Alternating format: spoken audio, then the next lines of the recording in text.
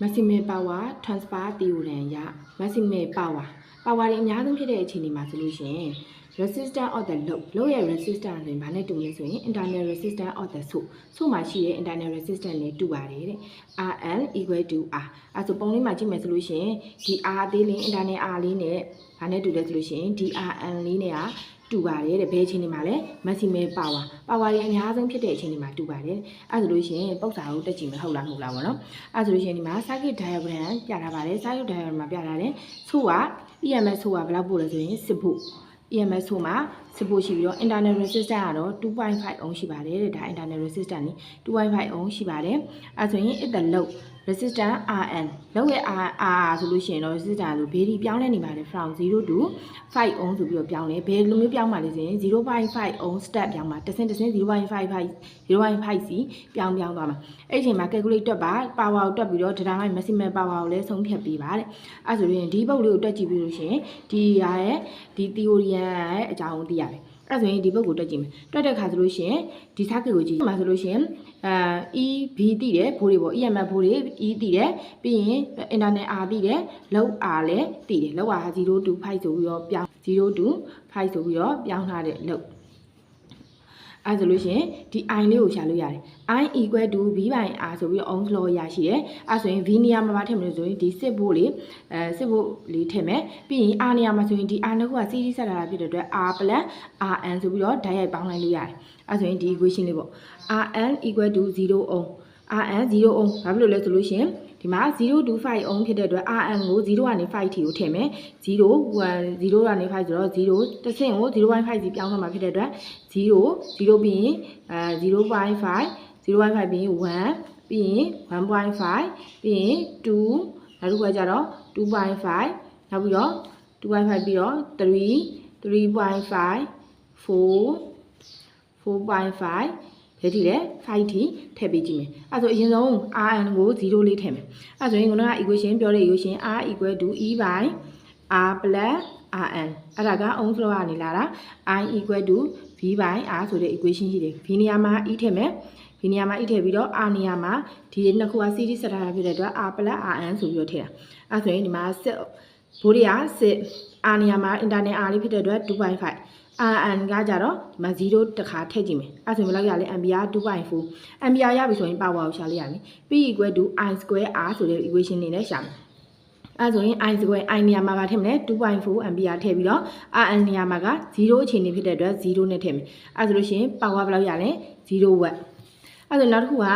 RN ကို 0.5 ohm ထည့်မယ် 0.5 ohm ထည့်တဲ့အချိန်ဒီမှာဆိုလို့ရှိရင် I ကဘယ်လောက်ဖြစ်သွားမလဲ2 ampere ဖြစ်သွားမယ်ဒီနေရာ RN လေးကချိန်သွားမယ်ဒီမှာ 0.5 အဲဆိုရင် P ရလည်းအဲ့လိုပဲ I square RN ဒီ RN လေးကိုချိန်သွားမယ်ဘာလို့ဆိုတော့လုံးမှာရှိတဲ့ power ကိုပဲတွက်နေရနော်အဲကြောင့် RN လေးပဲထည့်တာအဲဆိုတော့ဒီမှာဒီ RN နေရာလေးက 0.5 ဖြစ်သွားတော့ဘယ်လောက်ရလဲ2 watt အဲဆိုရင်1နဲ့ထည့်မယ်ဆိုလို့ရှိရင် P တန်မှုလေးကဘယ်လောက်ရလဲ9 by about 2.94 watt ရတယ်အဲဆိုလို့ရှိရင် RN 1 by ဖြစ်သွားတဲ့အခါမှာ watt ကဘယ်လောက်ဖြစ်သွားလဲဆိုလို့ရှိရင် power က 3.38 watt ဆိုပြီးတော့ဖြစ်သွားတယ်2ဖြစ်နေမှာ 3.56 2.5 မှာဆိုလို့ရှိရင် 3.6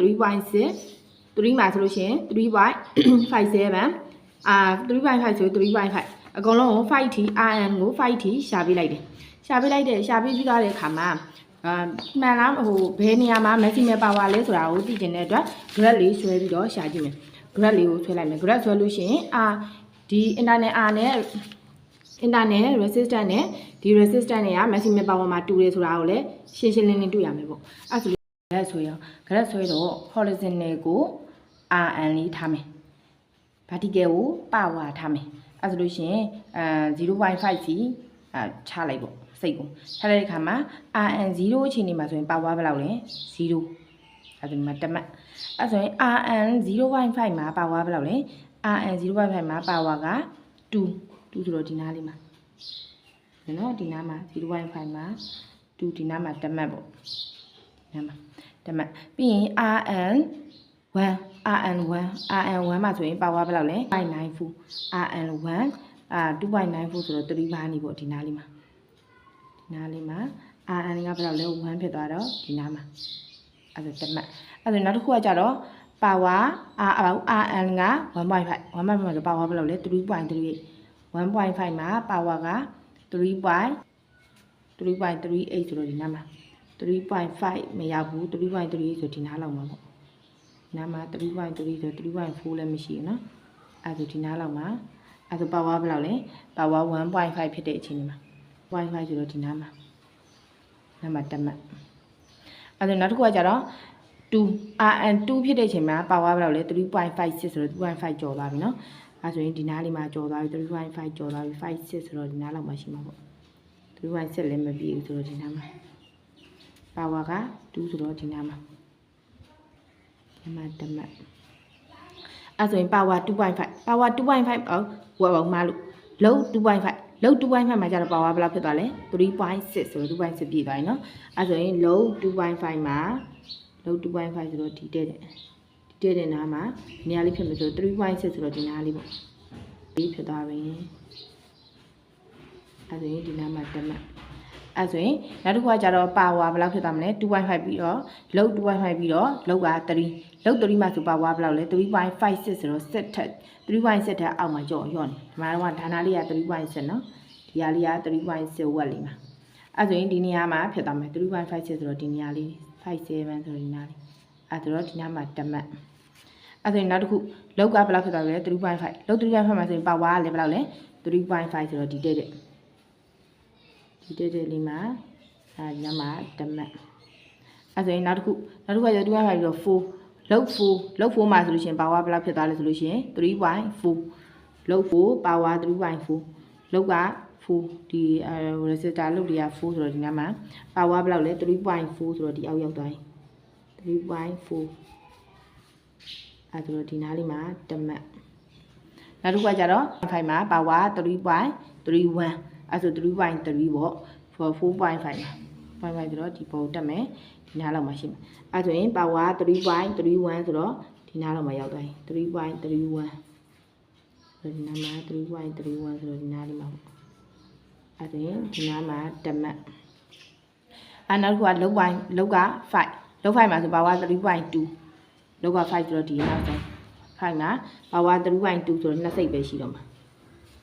နားလေးမှာဆိုတော့ဒီမှာတက်မှတ်အဲ့ဆိုရင် grad လေးကိုဆွဲကြည့်မယ် grad လေးကိုဆွဲတော့